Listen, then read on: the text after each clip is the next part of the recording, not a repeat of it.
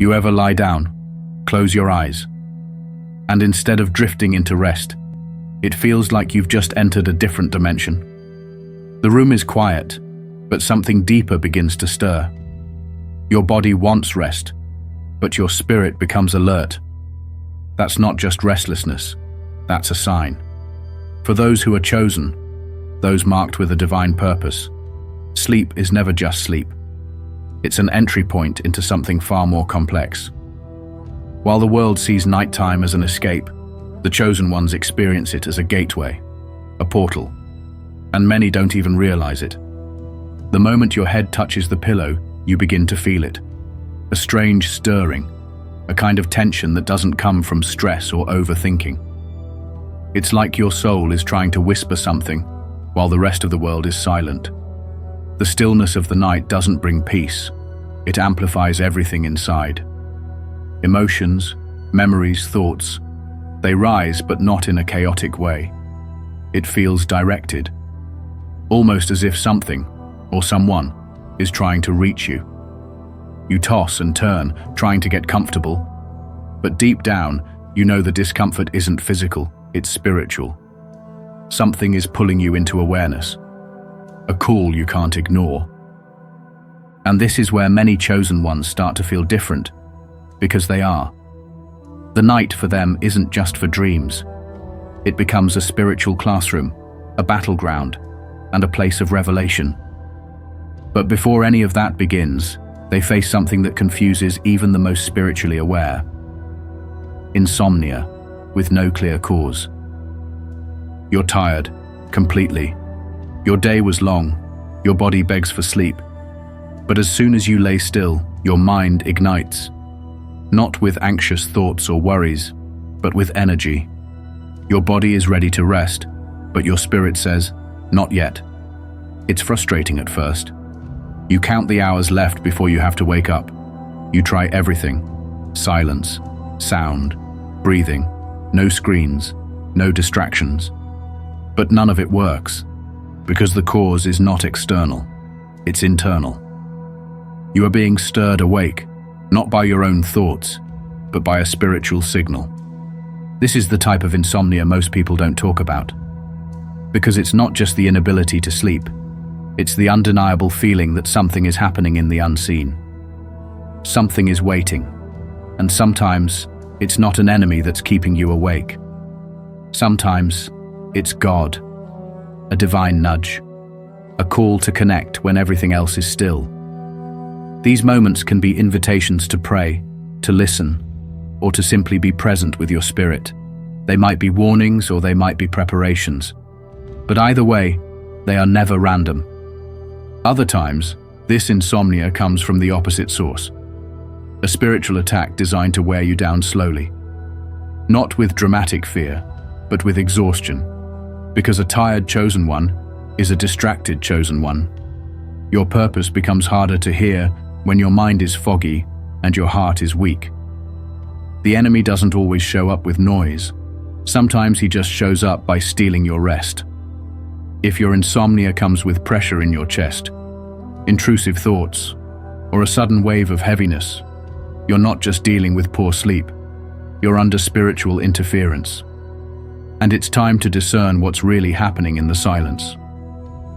Then, there's the moment that changes everything.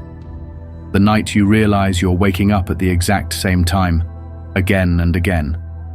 You glance at the clock, 3:17 a.m. You roll over. The next night, it's 3:17 again, then 3:18. It becomes a pattern you can't deny, and you start to wonder, why? This isn't coincidence. You're being awakened on purpose.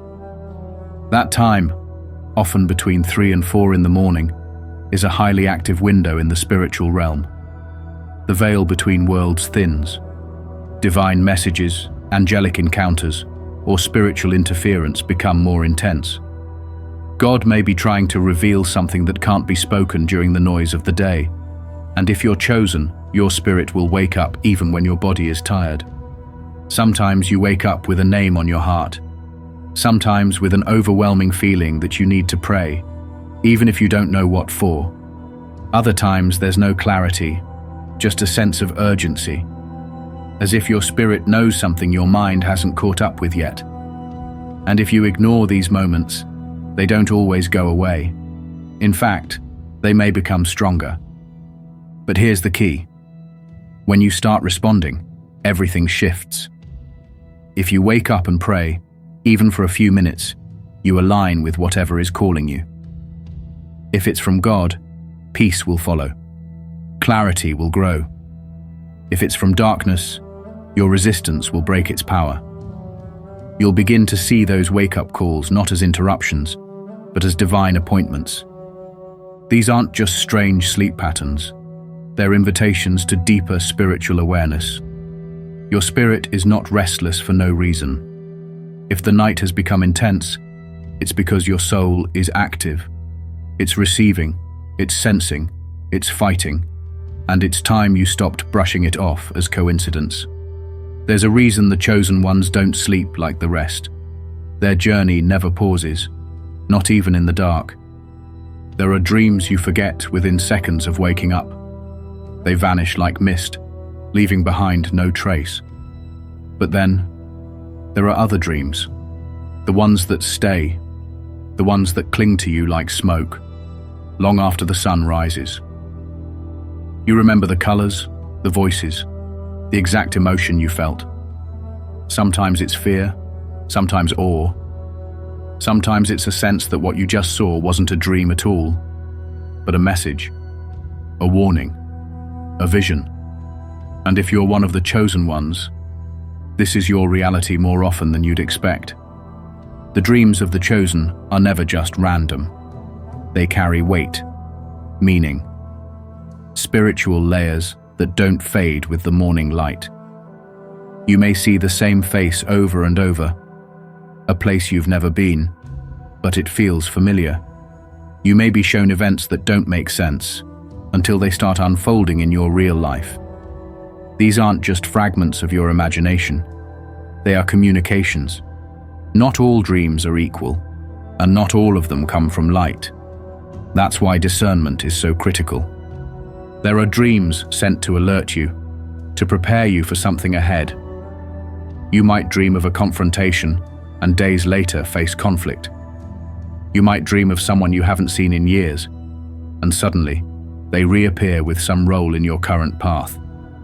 You might even see danger or feel chased, only to realize you've been under spiritual attack. These are not coincidences, they are signs. Spirit trying to cut through the noise, offering clarity through symbolism. But not all dreams are sent to guide you. Some are designed to confuse, to drain, to frighten. The enemy also speaks in the night. He sends fear, illusions, and emotional chaos to shake your foundation. You might dream of failure, betrayal, isolation, waking up with the weight of it still pressing on your chest. You weren't attacked physically, but spiritually. These types of dreams aim to disorient you, to make you question your strength, your purpose, even your connection to God. They aren't warnings, they are traps. This is why the chosen ones must develop spiritual sensitivity. Every time you wake from a dream that felt more real than life itself, ask, what was that? Was it a divine alert, a test, or an attack? Because how you respond matters. If you brush it off, you miss the message. If you panic, you give power to fear. But if you pray, reflect, and seek understanding, you step into spiritual maturity. You take authority over the dream realm. You no longer become a passive recipient, you become an interpreter. Write your dreams down. Keep track of the patterns. Notice the recurring symbols, the emotions you feel, the characters who appear. Over time, the message becomes clearer. And one more thing. Before you sleep, prepare your spirit. Ask God to speak to you clearly. Ask that only dreams aligned with His purpose be allowed to reach you. Because your dream life isn't just a private mental space, it's a battlefield and a classroom. And for the chosen ones, it's often where the most important revelations are received. Then there's the moment that many fear the most. It doesn't start with a dream. It starts with waking up, but not fully. You open your eyes. You can see the room. You're aware of your surroundings, but you can't move. Your body won't respond. You try to lift your arm. Nothing. You try to scream. Silence. And then you feel it. A presence. Heavy. Watching. Close. Sleep paralysis. Science will say it's just your body lagging behind your brain, a harmless glitch. But those who have truly felt it know, it's not just science, it's something much deeper. The moment it happens, fear fills the room. It's not fear from within. It's fear that enters the space like a fog. You might feel a weight pressing on your chest. You might hear whispers, see shadows in the corners. Some feel as though something is trying to hold them down, to suffocate them. And in those terrifying seconds or minutes, it feels like eternity. This isn't imagination. For the chosen ones, sleep paralysis is often a direct spiritual attack, a tactic used to generate fear, to weaken resolve, to interrupt rest. The enemy knows that rest is sacred. It's where you recharge, where you receive, where your soul finds peace. If he can disturb that, he gains a foothold. But here's what many forget. Even in that immobile state, your spirit is not helpless. You don't need to speak out loud for your faith to activate. Many chosen ones have said the moment they began praying in their mind, even whispering the name of Jesus within their spirit, the experience ended. The pressure lifted, the darkness broke, the presence fled.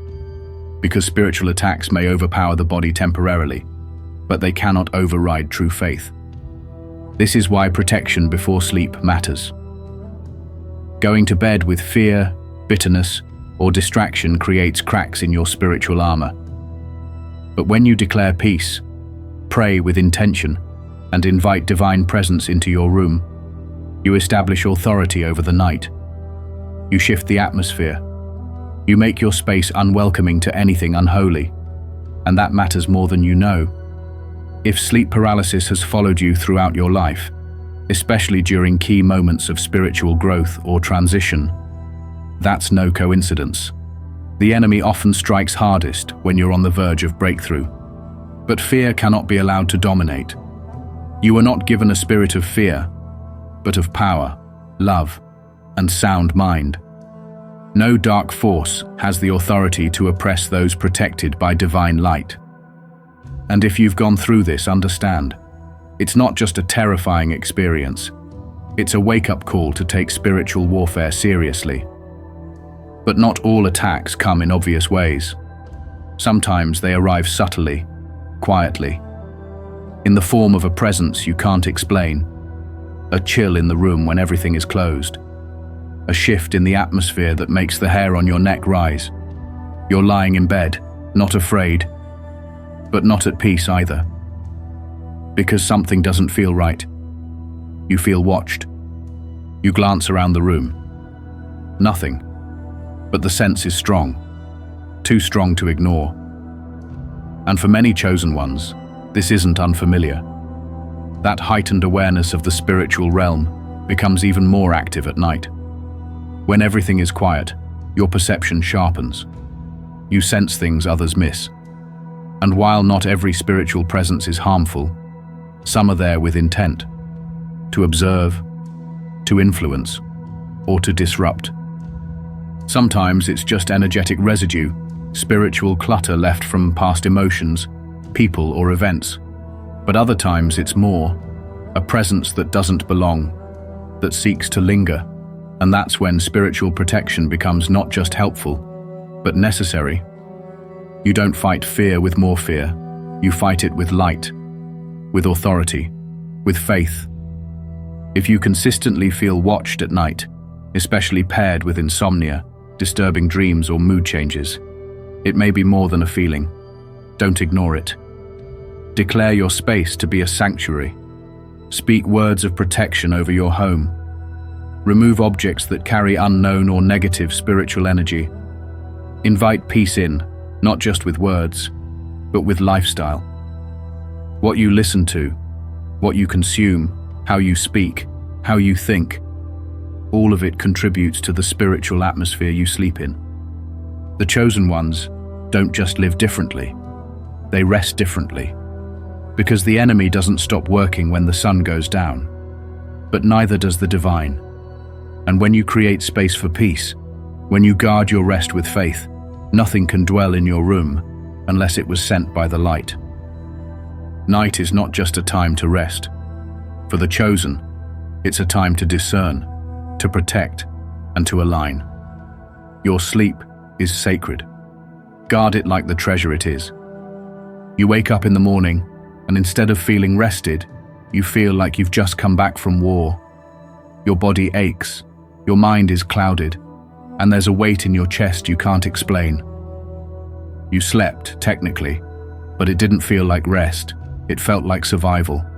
And deep down, you know something was happening while you were unconscious. Something beyond dreams. Something that drained your energy in a way no amount of sleep can fix. That's not just exhaustion. That's a sign you've been in the middle of something spiritual. And if you're chosen, this happens more often than it should. There's a reason why the enemy targets your rest. Rest is more than just physical. It's spiritual fuel. It's where revelation comes. It's where healing begins. It's where God whispers when the world is quiet.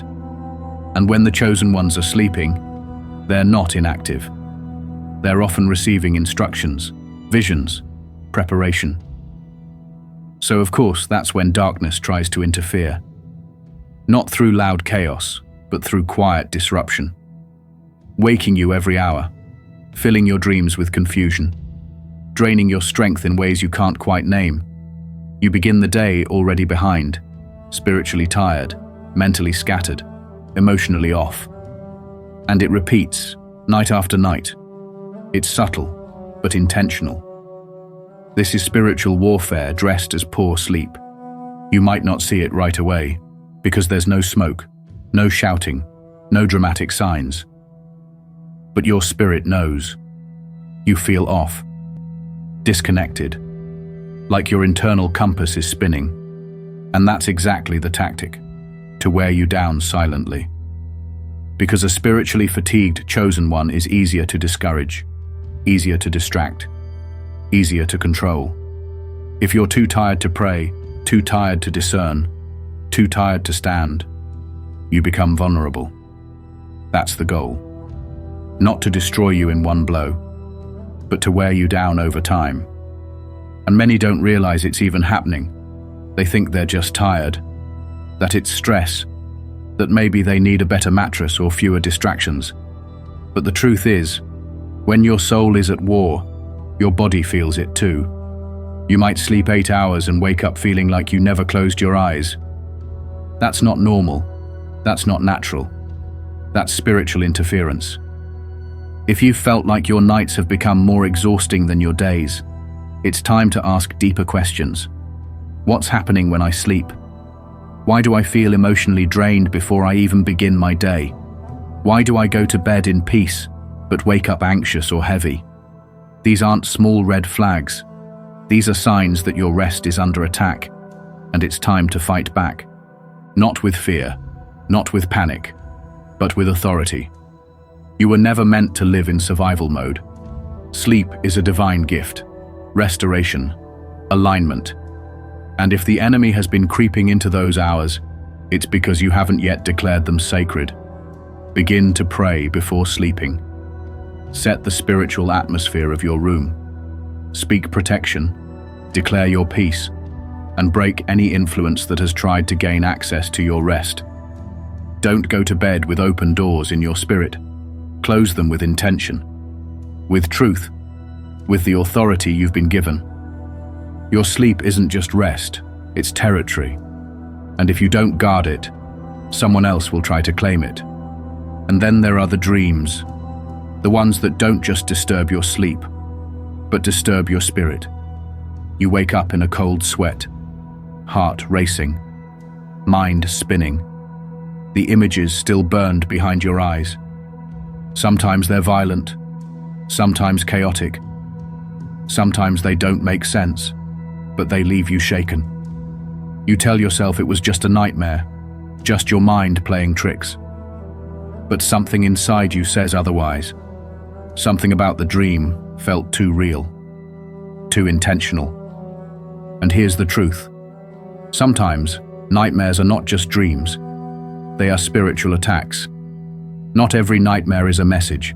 Some are weapons, launched in the middle of the night to shake your confidence, rattle your emotions, and plant seeds of fear. These kinds of dreams don't just stay in the night. They follow you into the day. They make you second-guess yourself. They leave a heaviness that doesn't lift with the sunrise.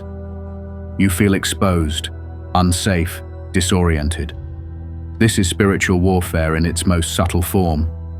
But not all disturbing dreams come from darkness. Some are divine alerts, warnings about relationships, choices, environments, clues about things you can't yet see in the natural. These dreams are intense, yes, but they come with clarity, not confusion. You may feel shaken, but not lost. These dreams push you toward prayer, not panic. They invite discernment, not despair. That's how you know the difference. If a dream comes to you with terror and no direction, it may be an attack. If it comes with clarity and the urge to seek God, it may be a message. The key is always in the fruit. What does the dream produce in you? Clarity or confusion? Fear or faith? Direction or distraction? When you experience these dreams, don't just move on like nothing happened. That's what the enemy hopes you'll do. Ignore it, forget it, let it linger without response. But the chosen ones are not meant to sleep passively. When you wake from a disturbing dream, speak, pray, declare truth, ask for discernment. Take back your spiritual ground immediately, because those who are spiritually asleep during their sleep become easy targets. But those who remain aware, even in the quiet hours, are the ones who gain revelation and victory. Writing down your dreams helps too. Patterns often reveal themselves over time. God may show you something in pieces, one image here, one conversation there, until it all clicks together. Keep a record, look back, pray over what you see. You may begin to notice that certain themes repeat. That's not coincidence. That's communication. And once you begin to respond with intention, your dreams will shift. Your sleep will begin to align with your purpose. And those nighttime battles? They'll turn into encounters, moments of spiritual breakthrough, divine training, heavenly downloads. The enemy tries to dominate the night through fear, but the chosen ones rise through faith. Nightmares don't have the final say. Your authority does. Your rest belongs to you. Take it back, guard it with truth, and remember, every dark dream is still subject to the light. There are nights when you're not just being kept awake for yourself. You wake up suddenly, heart racing, no sound, no dream, just a feeling, an urgency. A name flashes through your mind, a face, a situation. You don't know why, but you know you can't go back to sleep just yet. And while the world would tell you it's just random, those who are spiritually attuned understand. This isn't coincidence. This is a spiritual call to intercession. Chosen ones are often pulled out of their sleep because they're needed, not for themselves, but for others. In the spirit, they are watchmen, intercessors, carriers of burden that doesn't always belong to them, but flows through them. When something is shifting in the atmosphere, when someone is in danger, or when a spiritual breakthrough is on the edge, God will wake the ones who are sensitive enough to hear and strong enough to respond, and it usually happens in the stillness of the night. If you've ever woken up and felt compelled to pray, even when you didn't understand why, that was intercession.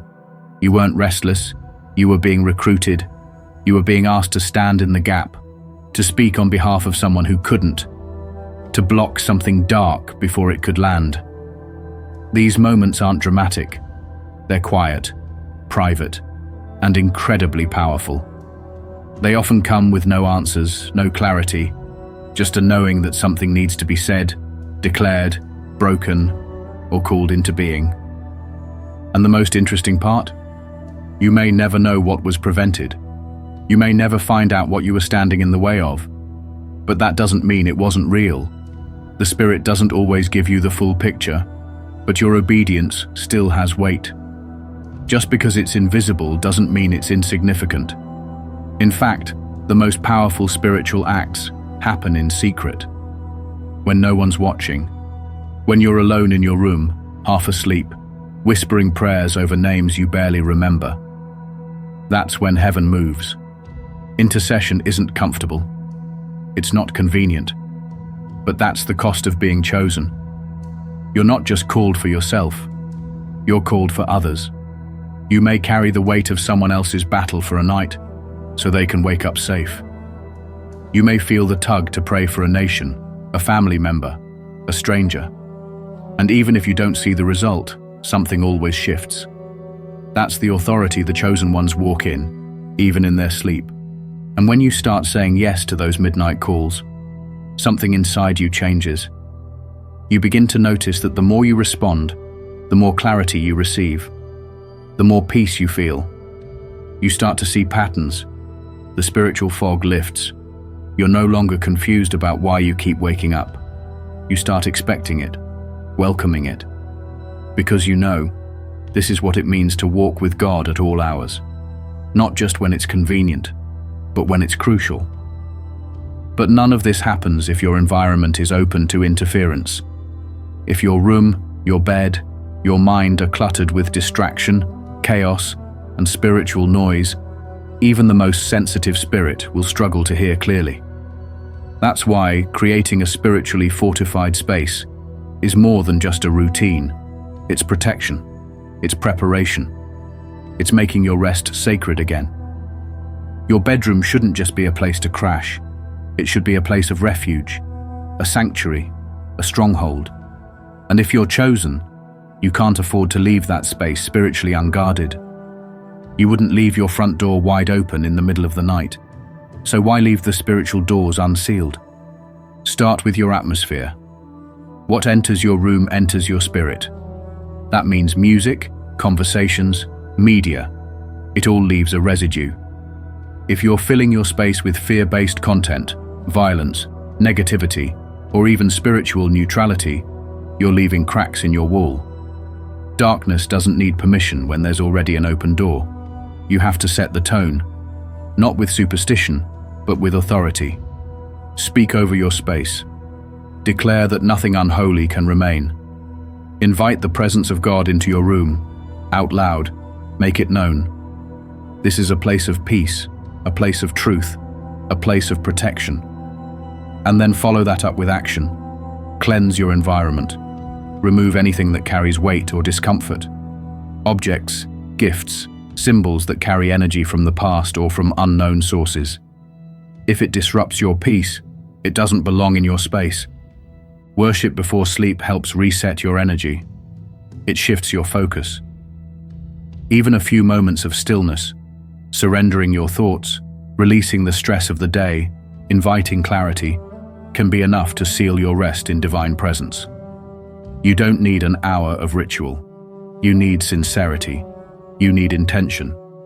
You need to stop going to sleep as if nothing spiritual happens after you close your eyes. Because the truth is, sleep is not your off switch. It's often where the most important parts of your spiritual journey unfold. And if you don't guard that space, someone else will fill it. When your room becomes a fortress, everything changes. Nightmares lose their grip. Rest returns with peace. You stop dreading the dark and start seeing it as a divine meeting place.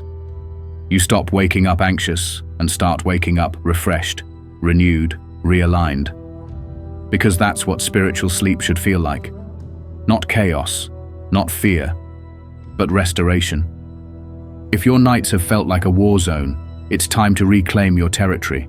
Set boundaries, pray with authority, and remember, no force of darkness can remain where light has been established. Your sleep is not an accident. It's not a weakness. It's an opportunity to receive, to hear, to grow. And for the chosen ones, it's often where heaven whispers the loudest. So tonight, don't just go to sleep. Go into rest with intention. Declare peace over your body, clarity over your mind, and protection over your spirit. You are chosen. Even in your sleep, you are covered. And no matter what battles have tried to steal your rest, know this: peace is your inheritance. Take it back.